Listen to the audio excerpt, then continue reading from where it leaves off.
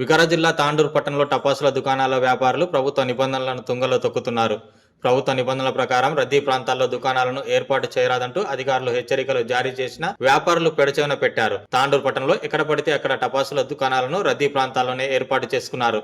వ్యాపారుల నిబంధనలకు విరుద్ధంగా టపాసుల దుకాణాలను ఏర్పాటు చేసుకున్న అధికారులు చర్యలకు వెనుకంజ వేయడం విమర్శలకు తావిస్తుంది. ఏదైనా జరగాలనేది జరిగి ప్రమాదాలు సంభవించినప్పుడే అధికారులకు నిబంధనలు గుర్తుకొస్తాయి తప్ప ముందస్తుగా అది ప్రమాదం అని తెలిసి అరికట్టడంలో ఎప్పుడు వెనుకంజ వేస్తారంటూ విమర్శలు వినిపిస్తున్నాయి. దీపావళి సందర్భంగా తాండూరు ప్రాంతంలో జనసంచార ప్రాంతాల్లో టపాసుల దుకాణాలను ఏర్పాటు చేయరాదంటూ ఇటీవల పోలీస్, మున్సిపల్, ఫైర్ శాఖల అధికారులు ముందస్తు హెచ్చరికలు జారీ చేశారు. ఏకంగా మున్సిపల్ కమిషనర్ మున్సిపల్ కార్యాలయంలో వ్యాపారులతో సమావేశం కూడా ఏర్పాటు చేసి నిబంధనలను వివరించారు.